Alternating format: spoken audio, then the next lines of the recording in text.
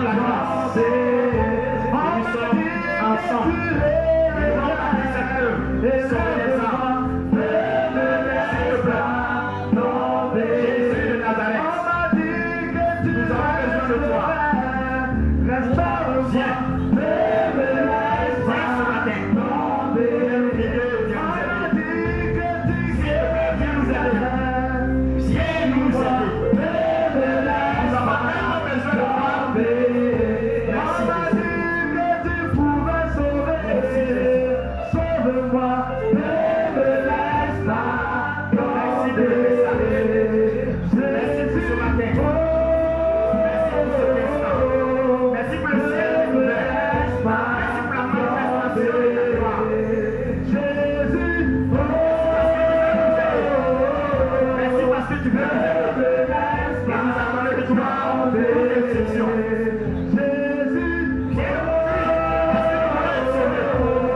Nous voulons être sauvés. Nous voulons nous aider, Seigneur. S'il te plaît, viens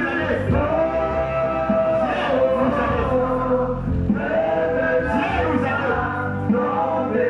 Viens nous aider, s'il te plaît. Merci Jésus.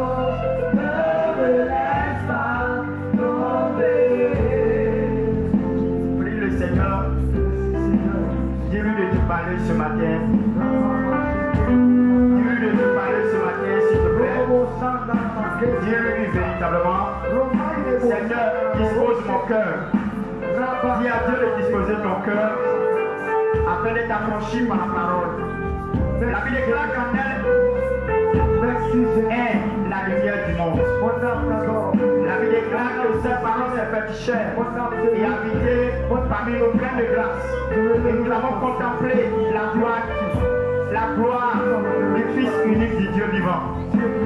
Cette parole était remplie de grâce. Cette parole était remplie d'amour. Cette parole était dans l'admiration.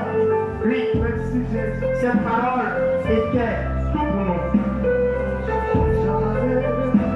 Elle est venue sur la terre et nous a montré le chemin pour nous conduire pour être sauvés. Ce matin, dis à Dieu d'ouvrir les portes de ton cœur. Dis à Dieu d'ouvrir les portes de ton cœur, s'il te plaît. Oui, dis-lui, parce qu'il est venu pour toi. La Bible déclare qu'il est là pour toi. Il est là pour toi. Il est mort à la croix pour toi. Oui. Merci Seigneur. Oui. Jésus de Nazareth. Merci Jésus. Oh Jésus. Merci Seigneur. Alléluia. Amen. Merci Jésus. Et sur proclamer celui qui nous a sauvés. Celui qui est mort à la croix à Golgotha. Celui qui est le Maître suprême. Dis à ton prochain, il est mort pour que tu sois sauvé. Dis à ton prochain, il est mort pour que tu sois sauvé. Donc, prends conscience de sa mort et de sa résurrection. Nous sommes dans une période où nous sommes en train d'aller vers la Pâque encore, l'anniversaire de la mort et de la résurrection de notre Dieu. Cela doit nous amener à prendre conscience que à cette période, c'est là qu'il s'est donné à la croix. À cette période, il n'a pas refusé d'aller à la croix. La Bible déclare qu'une nuit effroyable, une nuit terrible, une nuit où une décision devait être prise. Et à cette nuit-là, il a dit à ses disciples, veillez et priez pour ne pas que vous tombiez en tentation. La Bible déclare qu'à cette période-là, il avait fait une prière et la prière qu'il faisait, tellement qu'il avait prié avec beaucoup d'insistance. Et la Bible dit que sa sueur est tombée comme un grumeau de sang. Tellement que le combat était tellement terrible parce que son corps confronté à la mort. Et voici ce qu'il a dit, et je cite, Père, tu pouvais m'éloigner de cette coupe, mais toutefois, fais ta volonté. Il n'a pas refusé d'aller à la croix pour toi. Il n'a pas refusé d'aller à la croix pour sauver ta vie. Il a accepté. La Bible déclare que tellement que c'était terrible, lorsqu'il a fini de prier, la Bible déclare que Dieu a envoyé ses anges pour le fortifier. Frère, cet homme a souffert pour toi. Cet homme a été flagellé pour toi, cloué pour toi, crucifié pour toi. Cet homme a souffert pour toi. Cet homme a été humilié sur la croix. Ils l'ont déshabillé. Cet homme, au lieu d'une couronne de gloire, c'était une couronne de honte. Parce que ce sont des ennemis. Ils ont pris pour faire une couronne à notre Seigneur. Tout ça, c'est pour toi. Frère, prends une minute pour penser un peu pour la mort de Christ à la croix pour toi. Nous sommes inférieurs et nous allons aller bientôt à Pâques. C'est le moment de prendre conscience. Merci Jésus. Merci Seigneur. Merci. Je veux te dire merci ce matin. Merci. Merci Jésus. Est-ce que tu peux dire merci à Jésus pour le salut qu'il t'a donné? Dis à Jésus pour le salut qu'il t'a donné. Merci de m'avoir donné le salut. Merci de marcher correctement. Merci de m'avoir donné le salut. Je vais glorifier ton nom, Seigneur. Que ton nom soit béni. Dans le nom puissant de Jésus de Nazareth. Ah, Jésus, merci. Merci, Jésus. Merci. Tu m'as sauvé, Jésus. Et l'assurance de mon salut. Merci. Merci, Jésus. Alléluia. Alléluia.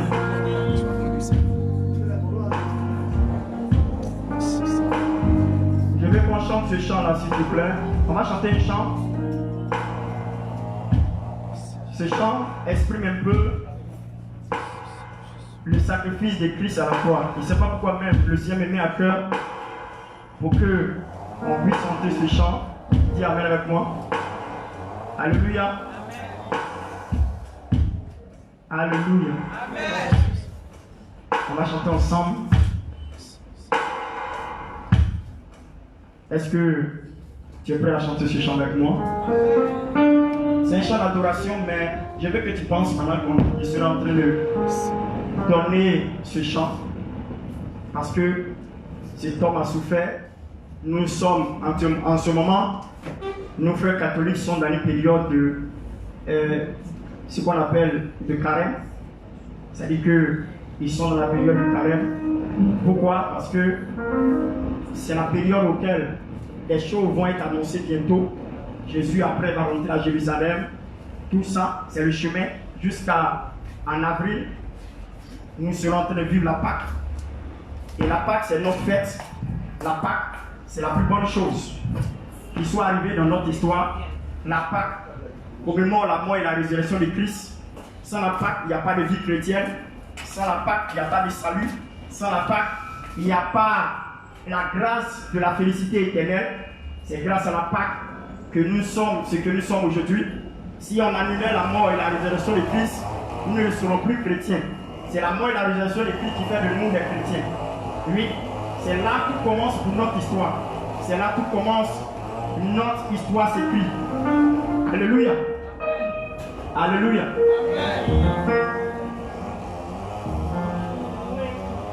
Jésus a été loué pour me donner la vie. Loué, Jésus a été loué. Je vais bien, on va chanter. Loué, approche-toi. Donner la vie. Loué, Jésus a été loué. Loué, pour me donner la vie. Maltraité.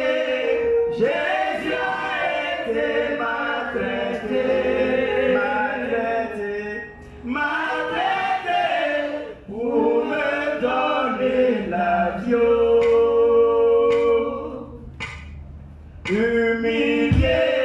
Jésus a été humilié,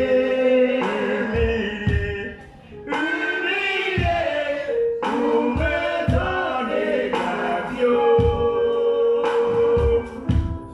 Chiffonné, Jésus a été chiffonné, chiffonné, chiffonné, pour me donner la vie.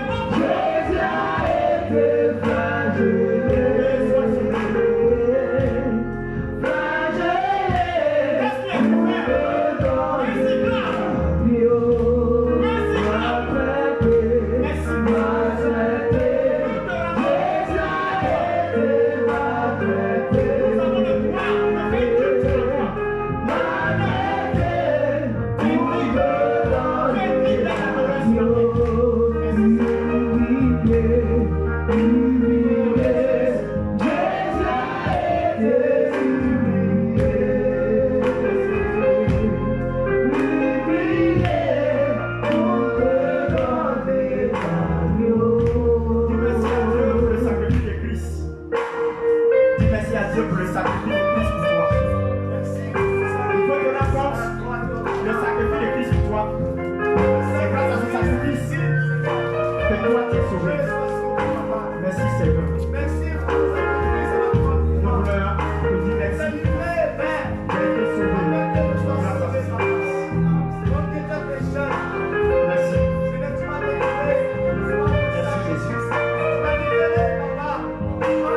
Merci Jésus. Merci Jésus. Je veux te rendre toute la gloire parce que tu es bon. Je suis content, Seigneur, parce que je suis sauvé. Je suis reconnaissant parce que je suis sauvé. Je vais te rendre toute la gloire parce que je suis sauvé. Je vais exalter ton nom parce que je suis sauvé. Je vais te dire merci parce que Seigneur, ce qui a pris d'importance pour moi, c'est ton sacrifice à la croix. La Bible déclare que la prédication de la croix est une folie pour ceux qui périssent, mais elle est une grâce pour ceux qui sont sauvés. Éternel, je suis dans la grâce parce que je sais que ce sacrifice à la croix n'a pas été vain en vain. Seigneur, je vais te dire merci. Seigneur, si la croix n'existait pas, je ne serais pas aujourd'hui chrétien. C'est grâce à la croix, le sacrifice. C'est là-bas tout s'est joué pour ma vie. C'est là-bas il y a eu l'onction. C'est là-bas il y a eu le salut. C'est là-bas il y a eu toute la grâce pour ce que je suis aujourd'hui. Sans ce sacrifice, ma vie n'est rien. Sans ce sacrifice, ma vie n'est rien. Merci Seigneur. Oh Seigneur, il ne sait pas quoi te dire. Que ton nom soit béni. Merci Jésus. Que l'honneur et la gloire et la magnificence te soient rendues maintenant et pour toujours. Est-ce qu'ensemble on peut dire Amen avec moi? Amen. Est-ce qu'on peut acclamer le Seigneur pour le salut de notre âme? Alléluia. Que le Seigneur bénisse. Nous sommes à notre culte dominical et nous allons passer la parole de Dieu. Que le Seigneur bénisse. À chaque moment de votre vie, portez un regard favorable sur le sacrifice de Christ à la croix pour ne pas perdre de vue, Seigneur, pour ne pas perdre de vue ce tact de cet homme. Parce que même le Coran atteste qu'il n'y a point de péché en lui. Un homme pur, un homme saint, un homme sans péché. Il s'est donné à la croix. Il n'a rien fait. Il n'a rien fait, les gens l'ont crucifié. Il est mort. Pourquoi? Parce qu'il a sauvé non seulement son peuple qui s'est choisi, qu'on appelle le peuple d'Israël, les Juifs, mais la Bible déclare qu'à cause du comportement des Juifs, Dieu a permis que nous rentrons dans cette alliance en tant qu'olivier sauvage, à être greffé à la racine principale qui est Israël, pour qu'aujourd'hui, toi et moi, nous soyons comptés parmi ceux qui doivent être sauvés. Alléluia. Donc, grâce à ce sacrifice, malgré que je n'étais pas prévu dans l'alliance du Seigneur par rapport au salut, mais à cause du comportement d'Israël, parce que c'est Israël qui l'a crucifié, ce sont même les prêtres qui l'ont crucifié à cette époque. Oui, ces grands prêtres, à cette époque, la Bible dit que ce sont eux qui l'ont conduit à la mort. Ce sont eux qui l'ont condamné. Ils les ont donnés au monde. Vous voyez? Ils ont pris notre Seigneur Jésus et ils l'ont donné aux païens pour décider de son sort. Des gens religieux. C'est pas la religion n'a rien à voir avec le christianisme. La religion n'a rien à voir avec le christianisme. Paul dit dans ses écrits que celui qui prétend dire qu'il est religieux, c'est que la religion lui permet de s'occuper des veuves et des orphelins. Voici le sens. Pour eux, celui qui dit les religieux, il doit s'occuper des veuves et des orphelins. Ça veut dire qu'il doit prendre soin de ceux qui ont besoin du Seigneur. Vous voyez? Or, la religion n'est pas le christianisme. La religion, ce sont les institutions des hommes pour atteindre Dieu. Je vais donner un exemple de la religion. L'image est tellement palpable. Quand je vous donne un exemple, je ne vais pas passer outre de cet exemple qu'on appelle la tour de Babel. Bien aimé, dans l'histoire de la tour de Babel, au commencement du livre du commencement qu'on appelle la Genèse, la Bible déclare que les hommes se sont engagés ensemble. Il y a un même esprit, du même penser, d'une même manière de faire, pour établir une tour pour atteindre Dieu. C'est ça qu'on appelle la religion. Les efforts humains pour atteindre Dieu. La force humaine pour atteindre Dieu. L'intelligence des hommes pour atteindre Dieu. C'est ça qu'on appelle la religion. La stratégie adoptée, les méthodes adoptées pour atteindre Dieu, c'est ça qu'on appelle la religion. Ce sont des institutions humainement établies pour atteindre Dieu. C'est ça la religion. Or, le christianisme n'est pas la religion. Le christianisme, c'est une vie. Pourquoi? Qui parle de christianisme, parle d'onction, parle de consacré, parle d'esprit. C'est pourquoi Paul pouvait dire, je ne vais pas prendre une autre référence en dehors de ce que Paul dit dans 1 Corinthiens chapitre 11. Il dit, soyez mes imitateurs, comme moi, Paul, je le suis pour Christ. Voici le christianisme. Le christianisme est un comportement. C'est une manière de marcher. C'est une manière de vivre. Une manière de vivre. Ce n'est même pas la religion. Une manière de se comporter. Une manière de vivre. C'est le christianisme qui sauve. La religion ne sauve pas. La religion égare. Si tu es tant religieux, tu peux aller en enfer. Pourquoi? Parce que ton cœur n'est pas affranchi. Un religieux, c'est celui que le cœur n'est pas affranchi. C'est pour cela que la Bible dit que Jésus a posé la question aux gens. Il dit non, je donne mes aumônes. Chaque jour, je fais 2 jours de jeûne. Matin et puis le soir. Amen. Il a des prières quotidiennes. Une prière quotidienne où il fait matin et soir. Il paye ses dîmes. Il fait tout ce que l'Église demande. Il fait tout ce que l'Église recommande. C'est ce qu'il était en train de dire à Jésus.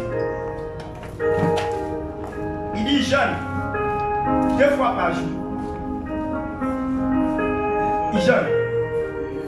Donc pour lui, le fait qu'il jeûne, il fait tout ça, c'est qu'il ne s'est pas fait. Il peut avoir le ciel, non. La question du ciel n'a rien à voir avec la générosité. Écoutez-moi bien. La question du ciel n'a rien à voir avec la générosité. Non. Ce n'est pas une question de dîme. Ce n'est pas une question d'offrande. Ce n'est pas une question de jeûne. Ce n'est pas une question de prière. C'est une question de relation avec Dieu.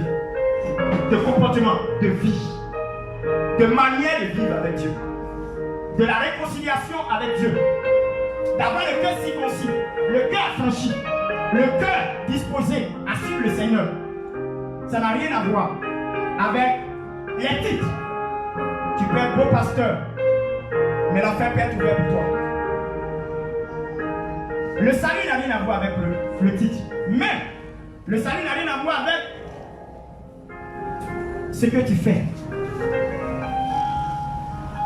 Le salut a à voir quelque chose avec ta manière de vivre. Celui qui est en Christ, la Bible dit qu'il devient une nouvelle création. Les choses anciennes sont passées. C'est une vie. Quand il y a un chrétien, en principe, tu dois voir la manière que le royaume de Dieu vit. Parce que la Bible dit que nous sommes ambassadeurs sur la terre. Nous représentons nos royaumes sur la terre. C'est comme ici, l'ambassadeur de France en Côte d'Ivoire. Il représente toute la France. Tout ce qu'il va engager est pour la France. Le comportement de ce type, l'ambassadeur de Côte d'Ivoire et de français en Côte d'Ivoire, tout ce qu'il va vivre, son attitude, son comportement, sa manière de faire, aussitôt, on va l'attribuer à l'attitude, au comportement de la France. Nous représentons le royaume de Dieu. Comment Dieu vit, comment est la vie de là-bas, c'est notre manière de marcher qui démontre ça aux païens. Quand le païen nous regarde, il va dire, mais leur manière de vivre n'a rien à voir avec nous. Hein. Ils ne sont pas dans le péché, ils vivent correctement, ils sont pacifiques, ils respectent bien les choses, ils ne sont pas corrompus. C'est ça cette vie. C'est cette relation avec Dieu qui fait de nous d'être un chrétien. Un chrétien, c'est venu depuis Antioche, l'une ville où Paul a parcouru. Et c'est par là, les gens ont trouvé. Ils ont trouvé à dire que ceux-là, ils sont des chrétiens. On doit dire que tu es chrétien par ta manière de vivre, ta manière de te comporter. La manière que tu te comportes, t'identifie au Fils du royaume. Tel que il est, tel que nous sommes. Ce qui coule en nous, coule en nous. Tu ne peux pas dire appartenir à Christ et puis ta manière de vivre n'est pas proportionnelle avec ta relation avec Dieu. C'est pas possible. Vous voyez? Et nous nous blaguons parce qu'il y a des évangiles qu'on nous a prêchés pour dire que quand tu donnes ta vie à Jésus, tu es sauvé. Et ça, c'est une erreur grave. C'est pas faux.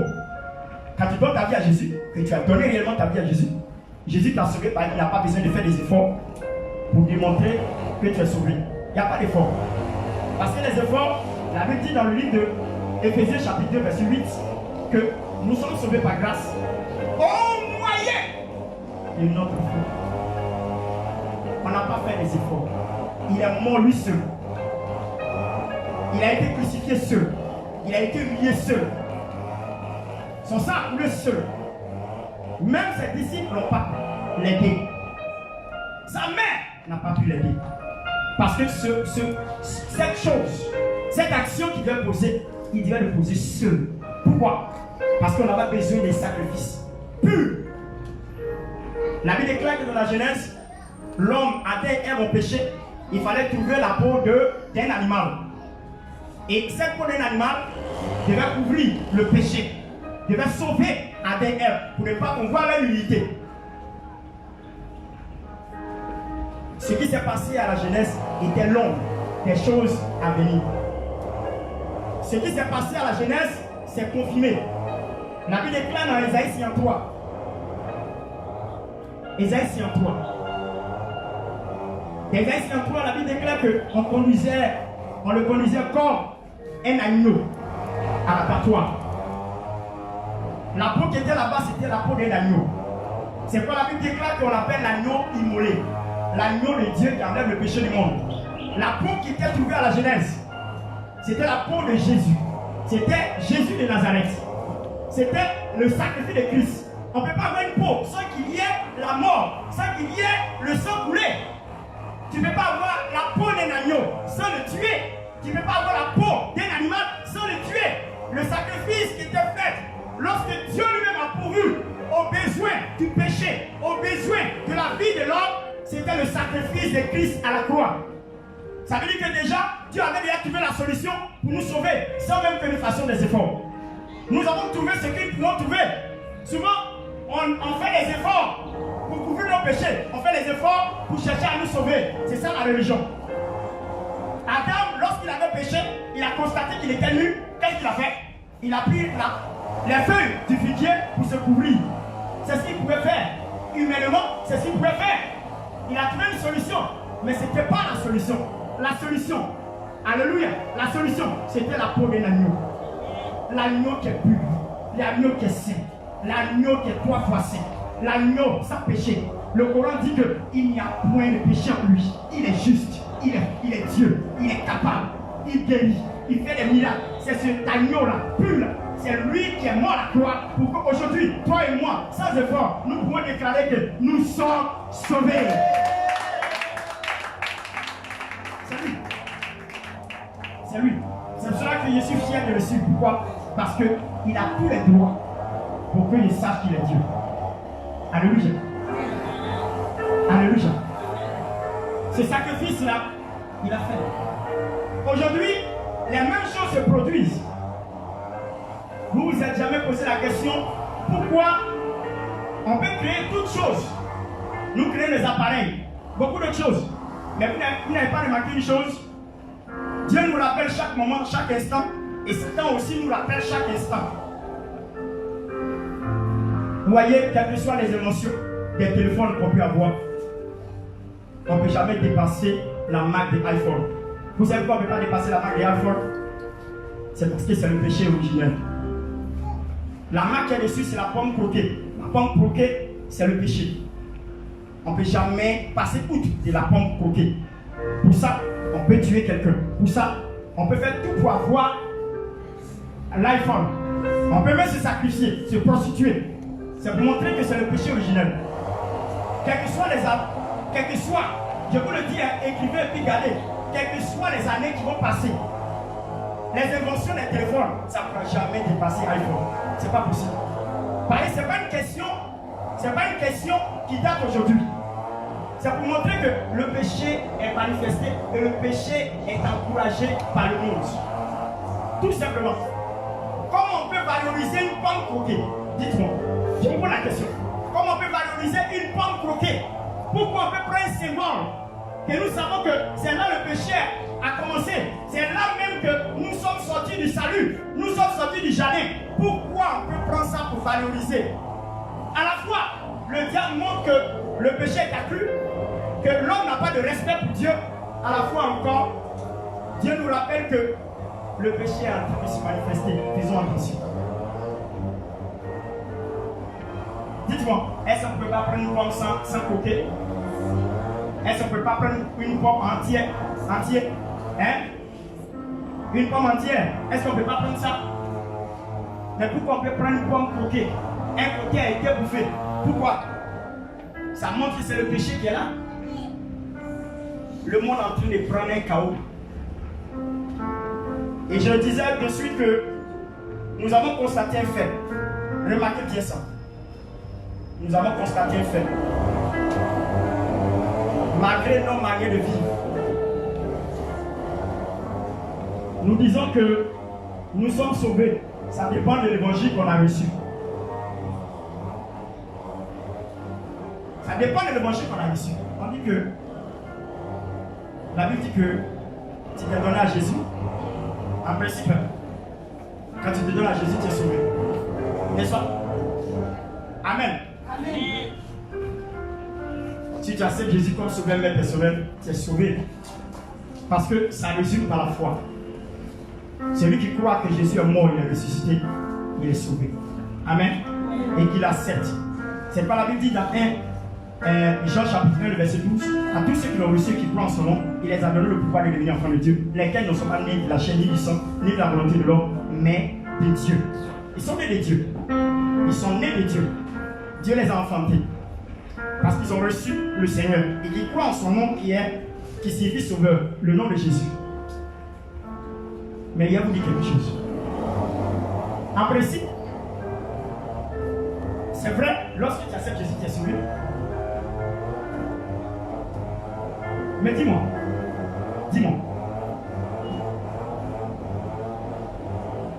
on reconnaît là par quoi? Par ses fruits. Tu dis que tu es sauvé et tu dis pas non parce que tu as accepté Jésus. Mais quand il y a ta vie, ta manière de marcher, ça ne ressemble même pas là. Le fruit qui donne là, c'est pas l'arbre.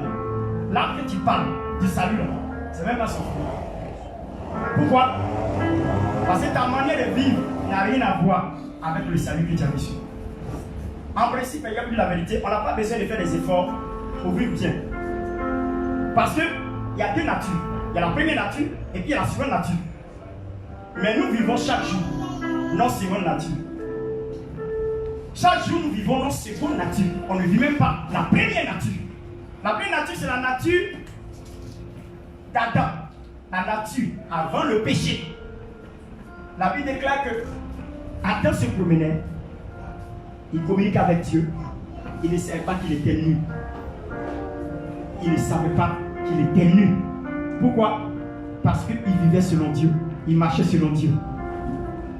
Ça, c'est la première nature. Après, il y a une seconde nature, lorsqu'il y a un péché. Mais vous allez remarquer que s'il y a seconde, c'est qu'il y a premier. Mais nous vivons selon notre seconde nature. Il y a la vérité, hein? Si tu n'as pas reçu vraiment Christ, tu vas faire des efforts pour changer. Tu vas faire des efforts pour changer. Par exemple, si quelqu'un est en Christ, il devient une nouvelle création. Les choses anciennes sont passées et toute chose est devenue nouvelle. Il n'a même pas besoin de faire des efforts.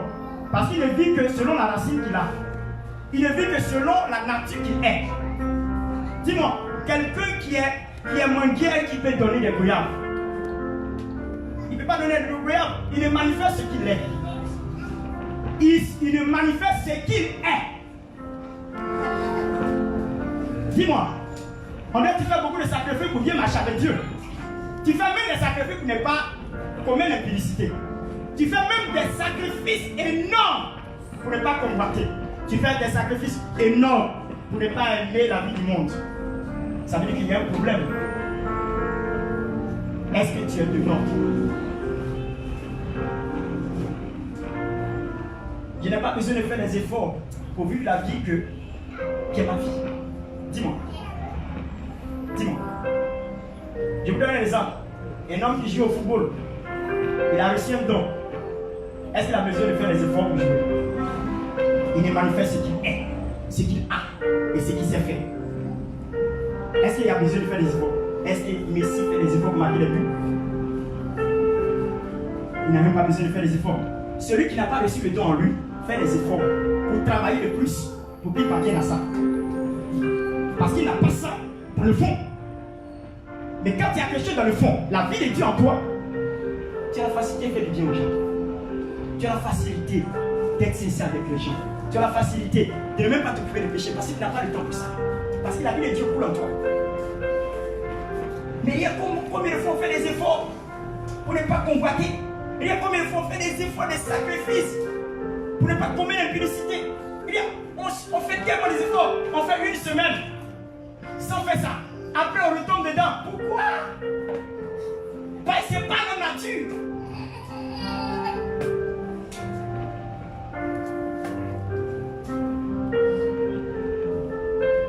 Celui qui a reçu le mensonge en lui, il ne fait que mentir. Même quand il fait des efforts, mais il mentira. La Bible déclare que Satan est le père du mensonge. Il ne peut pas s'empêcher de mentir parce que la semence qui en lui est le mensonge. La Bible dit dans Pierre, il dit, celui qui est né de Dieu ne pêche pas. Celui qui est né de Dieu ne pêche pas. Mais regarde toi, tu ne peux pas manquer. Ce n'est pas nos efforts qui font que nous sommes justes. Il nous a justifiés par les sacrifices à la croix. Aujourd'hui là, moi et toi, nous pouvons dire que c'est juste. Je vous donne un conseil. Les temps où nous sommes arrivés dedans, faisons tout possible. Notre manière de marcher maintenant, c'est comme demain on allait mourir. Ta manière de marcher aujourd'hui, il faut faire comme c'était le dernier jour de marcher sur la terre. Pourquoi? Parce que les temps sont terribles. On peut prendre Romains chapitre 13, verset 11. Ce passage me plaît trop parce que c'est d'actualité. Ah, je suis sauvé. Je suis sauvé. C'est pas parce que ma femme est mariée à moi, en tant que serviteur de Dieu, qu'elle sera sauvée. Non. Ça n'a rien à voir avec le mariage. Ce qui sera un avantage pour elle, c'est que ma vie puisse l'influencer pour qu'elle soit sauvée. C'est individuellement. Même étant jumeaux, c'est individuellement qu'on est sauvé. Ça n'a rien à voir avec la fonction, ça n'a rien à voir avec le titre, ça n'a rien à voir avec ce que je fais. Mais c'est quelque chose à voir avec ce que j'ai avec Dieu, la relation. Allons-y. On peut lire s'il vous plaît. Romains chapitre 13, verset 11. Écoutez bien. Romains chapitre 13, le verset 11. Écoutez bien ce qui sera cité. Waouh. Romains chapitre 13, verset 11. Cela importe d'autant plus que. Cela importe autant plus que. Vous savez en quel temps. Vous savez à quel temps. Attends. Mettons pause là. Tiens-toi bien. Qui sait à quel temps nous sommes? Qui au moins sait à quel temps nous sommes? Nous sommes au temps apocalyptique. Au temps apocalyptique. Pourquoi il dit au temps apocalyptique? Pourquoi? Nous sommes en plein apocalypse. Nous sommes en plein accomplissement de l'apocalypse. Tout ce que la Bible a dit au travers de l'apôtre Jean reçu de Dieu est en train d'être exécutée à la lettre. La manifestation de l'homme du mal est en cours. La manifestation du chiffre de la bête 666 est en cours dans 2 Timothée 3. La Bible dit que dans les derniers temps, les gens abandonneront la foi pour s'attacher à des doctrines des démons. Et si quelqu'un a de l'intelligence pour savoir le chiffre, c'est un chiffre d'or. Pourquoi chiffre d'or? Parce que c'est le chiffre 6. L'homme est né. L'homme a été créé le 6e jour. C'est le 7e jour Dieu s'est reposé. Le chiffre 6 est le chiffre de l'homme, mais qui symbolise l'imperfection. L'imperfection. Ce qui n'est pas parfait est de l'homme. Ce qui est parfait est de Dieu. Le chiffre 1 est le chiffre divin. Il y a un seul Dieu. Il y a un seul médiateur. Il y a un seul sauveur. Le chiffre 7, c'est le chiffre de la perfection. Quand quelque chose est parfait, c'est 7. C'est pour cela qu'il a attendu que le 7e jour puisse se reposer. Parce qu'il a trouvé que tout était parfait. Vous comprenez? Nous sommes dans un temps apocalyptique. Les Juifs sont en train de rentrer chez eux. Il l'annonce. Les Juifs sont en train de rentrer chez eux. Il va y avoir un chaos mondial. Un chaos mondial. Un chaos financier. Un chaos économique. Mondial. Un chaos. Pourquoi? Parce que chaque Juif est en train de gagner sa maison. C'est pour cela que si vous voyez les actualités, les Juifs sont en train de faire des colonies. Et c'est ce qui engage des guerres. C'est ce qui engage des palabres avec la Palestine. Pourquoi? Parce qu'ils sont en train de dépasser les limites.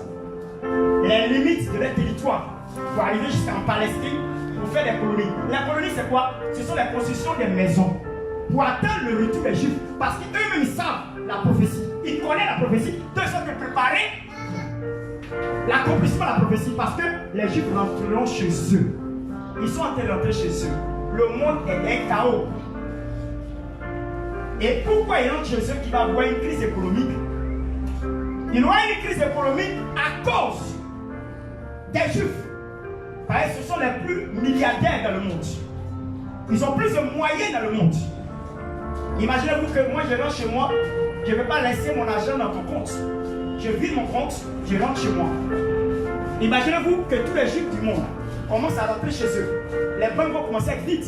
La crise économique va commencer à se manifester. Voyez un peu. Ce sont les choses qui sont en train de se faire. Avec mes recherches, il y a constaté des faits en Israël. Il y aura le temple qui sera construit. Le temple de Salomon. C'est ce qui va susciter ce qu'on appelle la guerre d'Armageddon.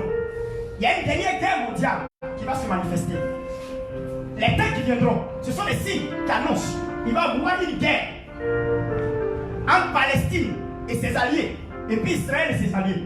Une dernière guerre mondiale. Mais c'est spirituel cette guerre. C'est la dernière guerre. Avant qu'il y ait l'avènement de Christ. L'apparition, la deuxième venue de Christ. Après, parlant de l'enlèvement. Après l'enlèvement, il y aura ce qu'on appelle la grande tribulation. La grande tribulation.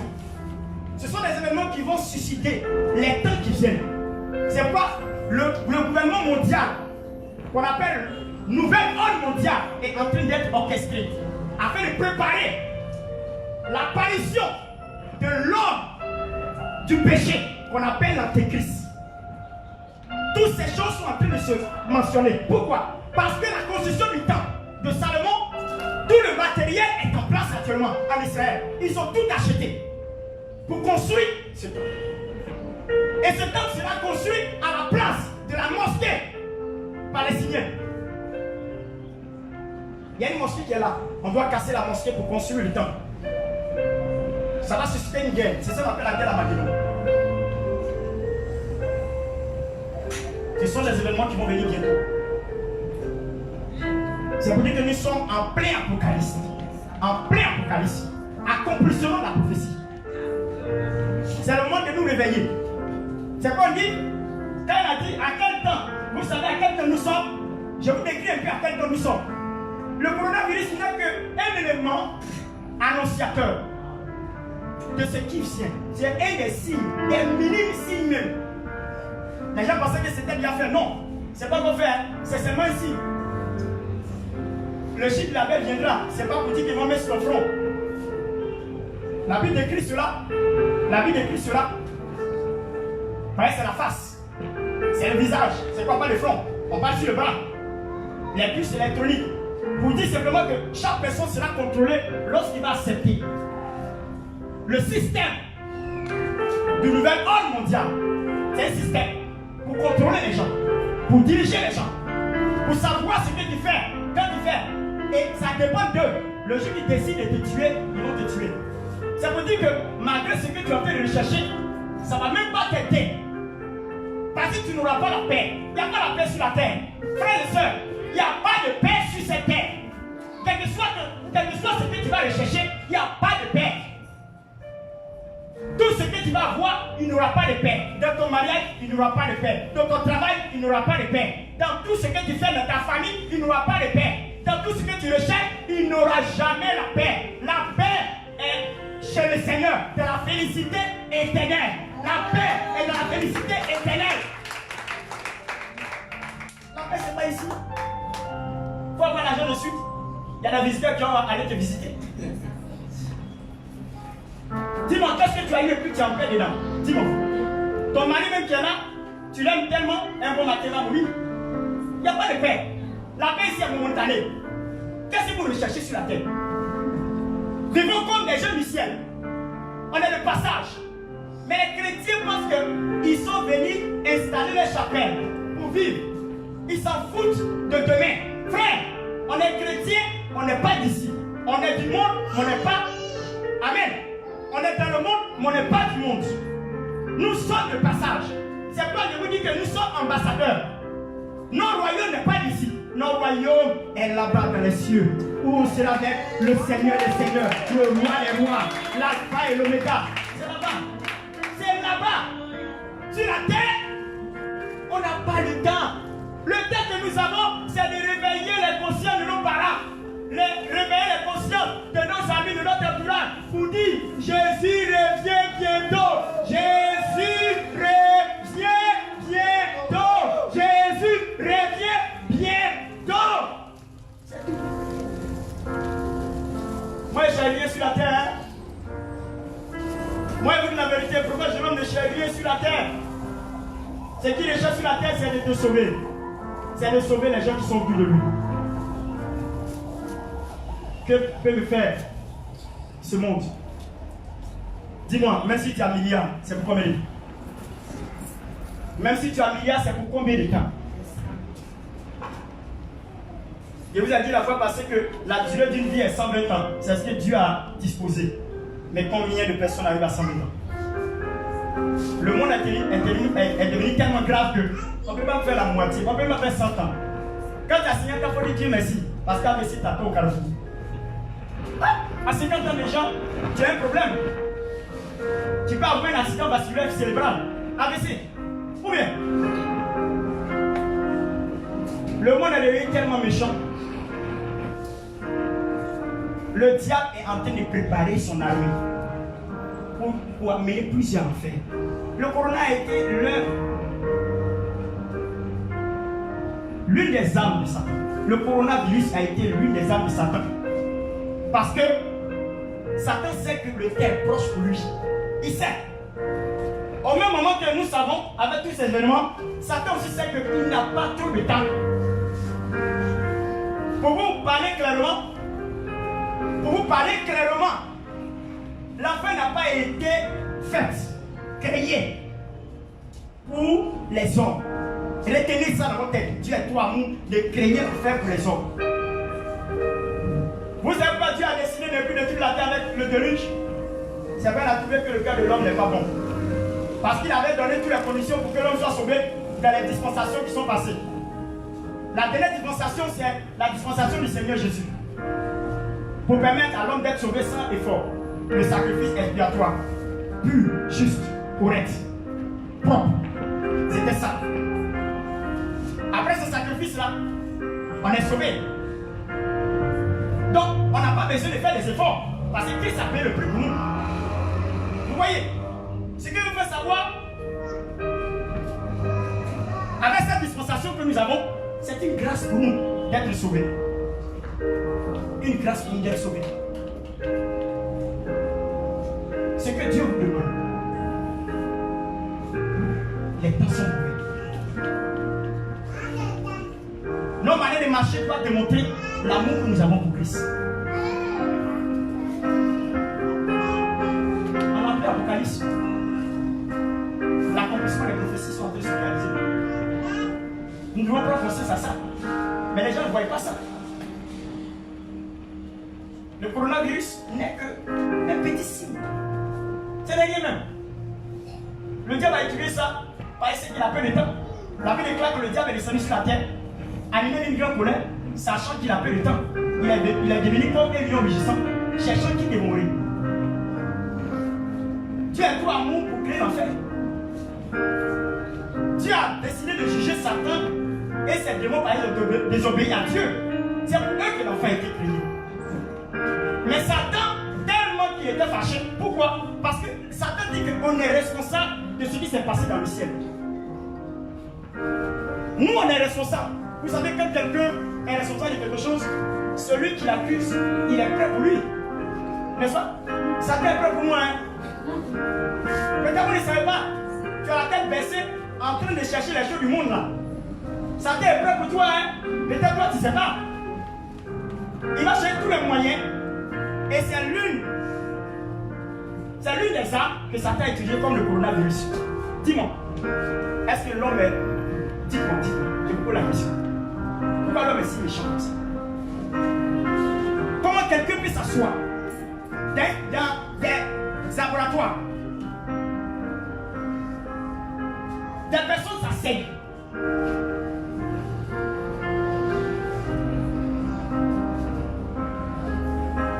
Dans un lieu scientifique, ils font des traitements des virus pour tester si l'homme comme des cobayes, pour voir si c'est efficace, pour voir est-ce que c'est très efficace pour tuer. Dis-moi, l'être humain ne peut pas faire ça s'il n'est pas habité par Satan. Satan a pris le cœur du monde. Satan a pris le cœur du monde. Les Illuminati, les francs-maçonneries, les réseaux chrétiens, beaucoup de sectes se sont mis en réseau d'un commun accord pour décider à jouer le rôle de Satan. Satan est un esprit. Satan est un esprit. Il ne peut pas travailler sans posséder les cœurs, sans saisir les êtres humains pour accomplir son but, pour accomplir son devoir, pour accomplir sa mission. Des gens ont donné leur âme à Satan pour être milliardaires, pour utiliser les milliards pour tuer les êtres humains. C'est ça la réalité. Celui qui n'a pas donné sa vie à Jésus dans tout le pays du monde entier a trouvé la mort. Regarde combien de personnes sont parties en enfer. Dans cette histoire de pandémie, combien de personnes sont parties en enfer? Des milliers, des centaines de milliers de personnes sont parties en enfer. Imagine-toi que toutes ces personnes, il y a personne en eux qui a pu accepter le Seigneur. Vous voyez comme le royaume de Dieu est en train de vider. Les hommes sont en train de mourir comme des poulets. Et c'est pas qu'on finit, ça continue. Ça, c'est encore rien. Le système qu'ils vont mettre en place, le nouvel ordre mondial, comme il a tapé la tête. La Bible dit, si Dieu n'abrège pas le temps, même les élus seront séduits. Tellement que les temps seront très difficiles. Les temps vont commencer à être très très difficiles encore. On ne peut même pas avoir le temps. Mais toi, tu n'as pas les yeux ouverts. Tu marches comme il n'y a rien. Pour toi, il n'y a rien. Tu as empêché ton argent. C'est qu'est-ce qu'il n'y a rien. C'est qu'est-ce que tu vis ta vie. Il n'y a rien. Il n'y a rien. Pour toi, il n'y a rien. Il n'y a pas de problème, il n'y a rien. Oh, le mot est en train de se gâter. Hein. Donc Satan va faire quoi? Il va amener plusieurs à l'enfant. Plusieurs à l'enfant. Allez lui. Oh, l'enfant n'est pas fait pour les hommes. Hein. Tellement qu'il est fâché là. Il dit c'est à cause de moi, mais si le porter au ciel. Pourquoi? Parce qu'après Dieu là, il est parlé c'était moi. Voilà tout le problème de Satan. Après Dieu, Satan avait pensé qu'il c'était lui. À sa grande surprise, le commun des mortels, toi et moi, le commun des mortels a pris la deuxième place. Après Dieu, c'est toi et moi. C'est quoi la vie que tel qu'il est, tel qu'il je suis. Il ne ressemble pas. Satan ne ressemble pas à Dieu. Les anges ne ressemblent pas à Dieu. Les 24 vieillards ne ressemblent pas à Dieu. Les 4 êtres vivants ne ressemblent pas à Dieu. Mais c'est toi et moi, nous ressemblons à Dieu. Le Tout-Puissant, le Créateur du ciel et de la terre. Nous nous ressemblons. Voilà pourquoi Satan est fâché. Comment un être humain qui est fait de poussière, de la terre, que demain il va retourner en poussière, peut avoir une place excellente. Voilà tout le problème de Satan. Le problème de Satan, c'est une question de place. Pourquoi on occupe le deuxième rang? La Bible dit tel qu'il est, tel qu'il est. Tu n'as pas compris la révélation de ça. On dit qu'il est Dieu. C'est comme ça qu'il est Dieu. C'est ton identité tel qu'il est, tel que je suis. Tel qu'il est, tel que moi je suis. Il s'est créé. Moi aussi, il s'est créé d'esprit fort. Il s'est fait des choses extraordinaires. Vous comprenez? Il est Dieu. Je suis Dieu. Pourquoi? Parce que demain, j'aurai la vie éternelle. La vie éternelle commence à moi déjà. Où je suis arrêté, j'ai la vie éternelle. Vous savez ce qu'on appelle la vie éternelle? Ça veut dire que je suis immortel. Je ne verrai jamais la mort. Je suis immortel. Je suis éternel. Dis Amen à moi. Amen. Je suis éternel. Vous pensez que peut-être qu'on veut la vie éternelle, tu n'as pas compris le français. La vie éternelle me dit, je ne vais jamais mourir. Dis-moi, qui ne meurt jamais? Qui ne meurt jamais? Dis-moi. Qui ne meurt jamais? Tel qu'il est, tel Jésus. Il y a la vie éternelle, c'est que je suis comme Dieu. Combien? Non, dites-moi. Il a la vie éternelle. Dieu même a la vie éternelle. N'est-ce pas? Est-ce que Dieu n'a pas la vie éternelle? Il est l'incarnation de la vie éternelle. Maintenant, moi, il a la vie éternelle, c'est comment? Dis-moi. En assemblant, je ne meurs pas. Dieu ne meurt pas, moi aussi je ne meurs pas. Cette chair qui est là, c'est pour un temps. Ce qui va venir là-bas, là, c'est la vie éternelle. Je serai comme Dieu. Je vais parler comme Dieu. Je vais vivre comme Dieu. Je vais me déplacer comme Dieu. Je vais voir comme Dieu. Je vais faire tout ce que je peux faire. Amen. Amen. Amen. C'est pourquoi il ne faut jamais te comparer aux anges. Tu n'es pas pareil aux anges. Tu as une race supérieure aux anges. Dis Amen à nous. Dis, je suis une race supérieure aux anges. Parce qu'il y a la race de Dieu en moi. J'ai la race de Dieu. Dis, j'ai la race de Dieu. La race de Dieu. Quel est l'appel des anges? Moi, je suis Dieu. Dis à ton prochain, je suis Dieu. Non, dis-lui, tu es Dieu. Tu es Dieu. Dis-moi, tu es Dieu là. Tu as quel problème avec elle? Satan sait que tu es Dieu. C'est quoi il veut t'amener à le faire? Il sait. Alléluia. Alléluia. Lis s'il te plaît.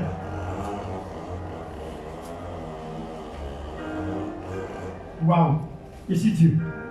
Je fais comme Dieu. J'agis comme Dieu. Je me manifeste comme Dieu. Je parle comme Dieu. Waouh.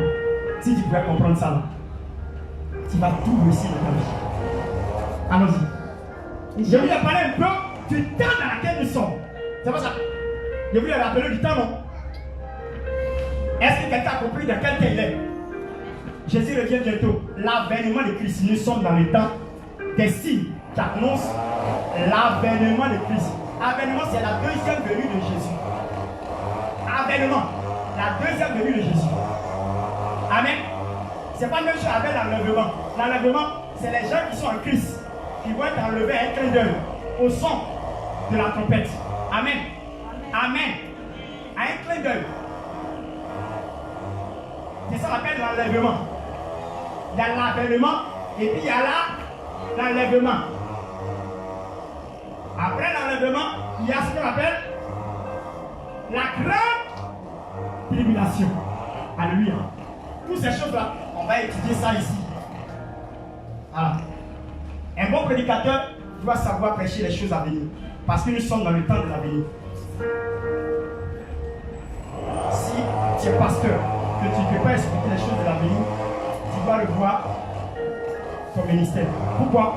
Parce que les chrétiens doivent savoir quel est leur avenir en Christ. Quel est leur avenir en Christ? Il ne faut pas prêcher seulement les choses présentes. Il y a des choses futures. Nous sommes actuellement dans l'accomplissement des choses futures. Amen. Alors, il faut lire. Dépêche-toi. C'est l'heure de vous réveiller. Il est là, actuellement, votre montre. Hein? 37. Ok. Allons-y. C'est l'heure de vous réveiller. Il dit c'est l'heure de vous réveiller. Ça y est, vous dormez. C'est l'heure de vous réveiller. C'est que vous dormez. N'est-ce pas? Dis à ton prochain, réveille-toi. Non, faut toucher même, touche-le. Faut le bousculer même. Viens, bouscule-lui. Réveille-toi. On est du dehors, réveille-toi. Fais ça avec. Viens, faut faire ça avec colère. Réveille-toi. Remue-le. Viens, faut remuer le fait qu'il est devant toi. Réveille-le. Voilà. Voilà. C'est ça. Réveille-toi. Secoue-le. Réveille-toi. Tu dors. Il dit c'est le temps de se réveiller. Secoue-le. Réveille-toi. Voilà, réveille-toi. C'est le temps de se réveiller. Alléluia. Ma femme va te réveiller. Réveille-toi. Réveille-toi. Réveille-toi. Voilà. Parce que c'est le temps de se réveiller. C'est plus le temps au sommeil. Quand on est réveillé, c'est pour que tu portes ton regard favorable. Si ce qui est en train de se passer. Le coronavirus, le vaccin, le chiffre de la bête, le chiffre 666, tout ce qui est en train de se passer, les événements qui se produisent, ça t'a t'ouvrir les yeux pour te réveiller, pour ne pas dormir. Dis Amen. C'est de ça qu'on parle. C'est le temps de se réveiller. Écoutez bien ce qu'ils vont dire. Hein? Écoutez bien ce qu'ils vont dire. C'est le temps de se réveiller. En fin du sommeil. En fin du sommeil. Mais continue. Car maintenant, le salut est plus près de nous que lorsque nous avons cru. Vous voyez? Dis Amen moi. Il dit le salut est plus proche de nous qu'auparavant, qu'on avait cru auparavant. Vous savez ce que ça veut dire français qui sont en train de parler? Peut-être n'a pas compris. Ça veut dire qu'au moment où tu as donné ta vie à Jésus, Jésus n'était pas à côté comme ça, proche de toi. Comme maintenant. Quand on dit Jésus revient bientôt là, depuis que tu as donné à Jésus là, on disait Jésus revient bientôt. Ça a pris du temps, non? Mais là où nous sommes en train de parler là, nous sommes dans le temps où il est à la porte. Ça veut dire que à moins de quelques instants, il peut venir. C'est ce que ça veut dire. Le salut est proche. Que nous avons cru auparavant. Le proche. C'est le moment de ne pas perdre de vue le salut. Ça veut dire si on doit prendre le problème, l'enfer est plus proche. Que depuis que nous avons cru, à moins de quelque chose, tu peux le mettre souvent. Je vous dis la vérité, ce n'est pas par les efforts que nous sommes sauvés, ça c'est clair. Mais pour montrer que tu es sauvé, il faut refléter ce que est à l'intérieur. Et ce qui est à l'intérieur, la Bible déclare dans Galates 5, 22, ce sont les fruits de l'esprit, 9 fruits. Et quand tu manifestes les 9 fruits, ça veut montrer que l'esprit est Dieu en toi. Et si l'esprit est Dieu en toi, on n'a pas besoin de faire les efforts. Le Saint-Esprit t'aide à éviter le péché. Le Saint-Esprit t'aide à vivre correctement. Je ne suis pas venu prêcher notre évangile. La Bible dit que Paul disait que si quelqu'un venait m'annoncer, même un ange, un autre évangile, il ne croirait point. Qu'ils soient anathèmes. Pourquoi? Parce que ce n'est pas un autre évangile qu'on va prêcher. Sauf Jésus crucifié. La Bible dit que la bonne nouvelle de la croix est une folie pour ceux qui périssent, mais elle est une grâce pour ceux qui sont sauvés. Alléluia. Alléluia. Amen. Est-ce que quelqu'un peut prendre conscience? Est-ce que tu peux vivre comme demain tu allais mourir? Dis-lui, il faut vivre comme demain tu allais mourir. Vous savez, quand quelqu'un doit mourir là, vous comprenez? Quand quelqu'un doit mourir là, ça m'arrive de se comporter dans la journée. C'est étrange, non? Il demande pardon aux gens, il se comporte d'une bonne manière. Quand il est avant son comportement là, et puis quand tu regardes, ce jour-là, ça a changé. Son frère va vivre. Il faut vivre comme demain tu allais mourir. Pareil, tu ne sais pas quand tu vas mourir. Il n'y a pas de temps. Hein. Peut-être que toi, tu te dis que tu as du temps pour ranger ta vie, pour bien vivre. Il n'y a pas de temps. Dis à ton prochain, il n'y a pas de temps. Dis-lui, il n'y a pas de temps. Dis-lui encore, il n'y a pas de temps. Il faut dire en même temps. Alléluia. Alléluia. Je ne refuse pas que vous luttez pour votre bien. On est sur la terre. Je vous ai dit que la fois passée, on a deux tableaux, n'est-ce pas? On a deux tableaux. Il y a le ciel et puis il y a la terre. Les deux tableaux sont là. Tu n'ignores pas les choses de la terre, mais ne néglige pas les choses du ciel aussi. C'est ça qui nous sauve. Voilà. Je n'ai pas dit que non, comme on a fait parler du salut, à faire les choses du ciel, donc il ne faut pas aller à l'école, il ne faut rien faire. Non, je ne dis pas ça. Mais il ne faut pas te préoccuper sur les choses de la terre parce que vanité, vanité, tout est vanité. Un jour, tu vas laisser partir. Il ne faut pas te concentrer plutôt sur ça. Ah, tu vois, chaque personne veut relever les défis. Dis Amen avec moi. Des challenges, il faut les défis. Voilà. Comment faire pour se marier, comment faire pour avoir un bon emploi, comment faire. Ça, c'est normal. Mais que cela ne puisse pas te perdre. Dis à ton prochain que cela ne puisse pas te perdre. Le travail que tu fais là, si ça commence à avoir plus de temps pour Dieu, il faut laisser. Il faut laisser. Si ça commence à avoir plus de temps pour Dieu, ça va commencer à te perdre. À quoi ça de se fatiguer et puis mourir après? Il y a des gens qui se privent. Il y a des gens qui se privent de sommeil. Amen. Il y a des gens qui se privent de sommeil pour l'argent. Mais ils ne se privent pas le sommeil pour le salut. Tu peux imaginer ça pour l'argent. Pour l'argent, c'est vraiment. Dis-moi qui donne l'argent. Qui donne l'argent? Tu coupes pour rien. Tu coupes pour rien. Dis-le, tu coupes pour rien. C'est Dieu qui donne l'argent. Mais c'est combien même? Dis-moi, c'est combien? Après les 100 000. Après les 100 000. Tu coupes pour rien.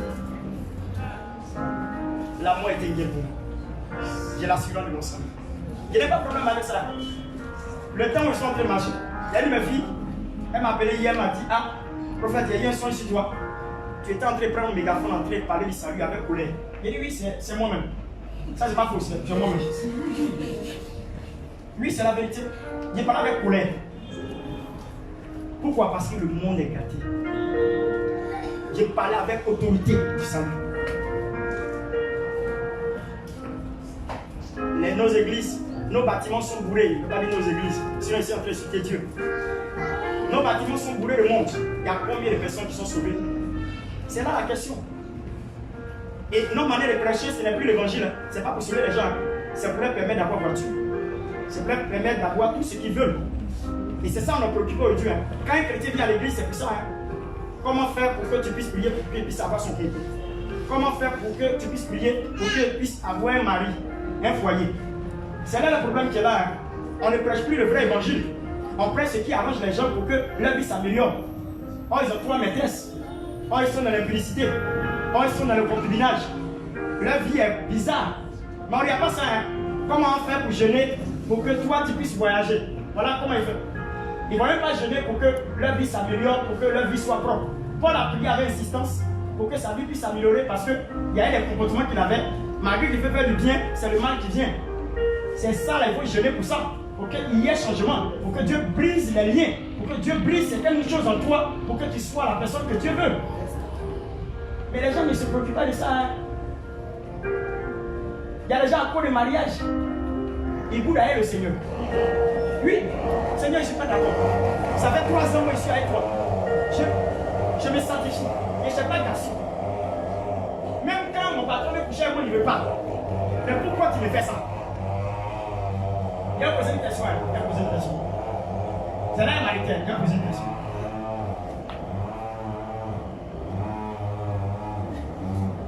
Qui te sanctifie là, c'est pour le Seigneur. Dis-moi, ta sanctification là, c'est pour le Seigneur. C'est ta nature. C'est comme tu faisais quelque chose de noble. C'est ta nature parce qu'il y a une nouvelle création. Les choses anciennes sont passées. Donc c'est ta nature de manifester. Tu ne peux plus chercher garçon, mais tu ne peux plus chercher femme. Pour ne plus faire la masturbation. Donc parce que tu as arrêté ça, c'est à cause du Seigneur. Tu as arrêté ça à cause de sa cause. Pour que tu puisses avoir un mari. Tu dis tu cherches plus garçon. Pourquoi Dieu ne te donne pas mariage? Non, Dieu n'est pas. C'est-à-dire que Dieu tu n'es pas bien quoi. Comment moi il arrête de chercher garçon et puis toi j'attends mon mari, tu ne me donnes pas. Tu n'as pas encore compris. C'est ta nature d'être juste. C'est ta nature d'être sanctifié. C'est ta nature de vivre dans la moralité. C'est dans ta nature d'être correct. C'est dans ta nature de manifester les caractères de Christ. C'est ta nature. Donc parce que tu ne voles plus, Seigneur, tu ne vois plus, non. C'est que tu veux faire la fais maintenant. Mais depuis là, je ne vole plus, toi, tu ne fais plus. Et c'est ça, hein? Ça va vite, hein? Qui peut dire le prophète? Dis-moi, qui peut dire le prophète? Ce que ça te prêcher, qui peut dire le prophète? C'est pas lui. Parce que tu cherches plus de garçon, tu es fâché contre Dieu. Parce que tu n'as pas encore donné mari. Yako, tu ne sais pas pourquoi Jésus est mort. Tu ne sais pas. Tu ne sais pas pourquoi Jésus est mort. C'est ta nature que tu manifestes, toi tu ne sais pas. Tu penses que c'est. C'est comme les hommes d'un élève. Je m'arrête là. Amen. C'est comme les hommes d'un élève. Dis Amen à moi. Amen. Il a dit ça la fois passée. Un élève.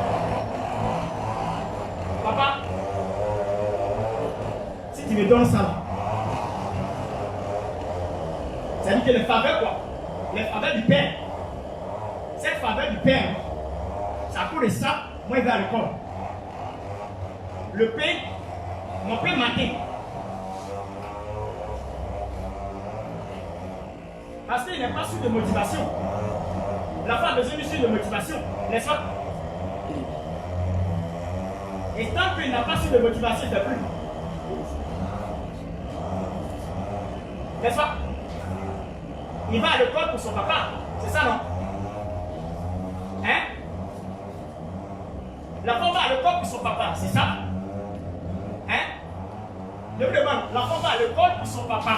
Combien c'est pour son avenir? Hein? Moi, c'est pas où. On est à l'école de son papa, il va à l'école. Le jour que son papa ne lui donne pas du pain, il ne va plus à l'école. C'est comme ça que c'est. Le jour que Dieu te donne plus mari, c'est bon. Moi, mais il a continué avec mon copain. Il a continué avec mon copain. Je me suis sanctifié, j'ai cherché le garçon. Et puis encore, Dieu ne me donne pas mari, c'est bon. Et puis il boudait. Elle fait 2 semaines à la maison sans partir à l'église. Le pasteur appelle. Il y a quoi? Elle dit, il n'y a rien. Elle dit, pasteur, il n'y a rien. Je me repose un peu.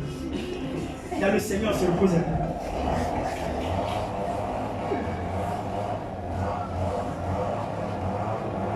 Ah, combien?